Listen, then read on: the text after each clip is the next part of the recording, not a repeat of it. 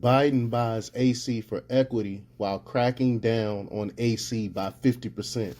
Now, this makes absolutely no sense, but what in the Biden administration does make sense? I mean, it's ridiculous. But before we get started, go ahead and hit that like button, share this out so we can get this information out there. Subscribe if you're not already a subscriber, and hit that alarm bell so you know when I'm putting out new stuff. Also, check out my link tree in the description. It has a link to my Patreon where I talk about things I can't talk about here. There's also a link to my Instagram and my merch store. Also, check out jjthepsychotherapist.com for news as well. All right, let's talk about this news here. Joe Biden is using taxpayer dollars to buy air conditioning units for equity and environmental justice. At the same time, he's cracking down on air conditioning refrigerants. I mean, you can't make this stuff up. A Tuesday memo from the Biden administration said that the heat wave included record high daily high temperatures in several areas of the country. The plan cited its $3.85 billion low-income home energy assistance program.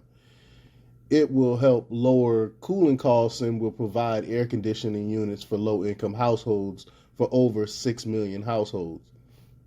Quote, the situation is alarming and it requires an all-of-society response to ensure that communities have the support they need to plan, prepare, and recover from these extreme weather events, which are costing the U.S. billions of dollars every year, the memo stated. Everything is alarming and an emergency to the left. Everything. Fear-mongering. But at the same time, the fascist Biden government is cracking down on air conditioning that greatly affects the middle class. The administration plans to reduce hydrofluorocarbons, HFCs, by 40% by 2028. HFC is the chemical used for refrigerant, for refrigeration. And I have an HVAC background. When I was in the military, that's what I used to do, and for the Air Force. But he's already reduced it by 10%, reports UPI. The bipartisan 2020 American Innovation and Manufacturing Act set the goal to reduce the HFC's production and consumption by 85% by 2036. That is crazy. They want to prevent a 0.5 degrees Celsius increase in global temperature by the next century. That will be after we all are dead. I mean, this makes no sense. It makes absolutely no sense whatsoever. And you can't really do that anyway. But they're still pushing this green agenda. And the final rule announced Tuesday by the Environmental Protection Agency will reduce HFC consumption in the United States based on historic levels by 40% between 2024 and 2028. Where do they get these numbers from is my question. They just throw these numbers out there and expect the industry to just comply with this stuff. Like, where's the technology to do this? But in March, he made it clear he was coming for our air conditioners. Biden and his eco-insane bureaucrats are now coming for your air conditioning units. The Biden administration announced its latest home appliance regulations this week. They are targeting air conditioners, claiming it would reduce the nation's carbon emissions.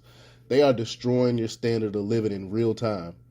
The Department of Energy finalized the energy efficient standards for home air conditioning units, window air conditioners, and portable air conditioners. Absurdly, they claim it will save us money.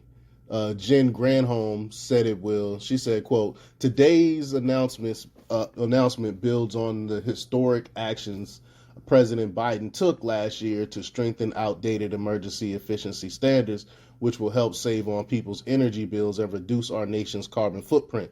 Energy Secretary Jennifer Granholm said in a statement, which both of those points that she made are false. It's not going to help anything. It's going to actually make you poorer, and it's not going to do anything for the environment. What is 0.5%? What is that? But she goes on to say the Department of Energy continue to engage with our public and private sector partners to finalize additional proposals like today's that lower household energy costs and deliver the safer, healthier communities that every American deserves, she continued. their standards are extreme and unreasonable. I mean, it makes no sense. They're just pulling these numbers out of thin air, and it benefits almost definitely won't come to pass if history tells us anything. And these changes will cost manufacturers a total of about $82.1 million. So, of course, these manufacturers are going to pass the cost on to the consumer, and we're going to end up paying for this.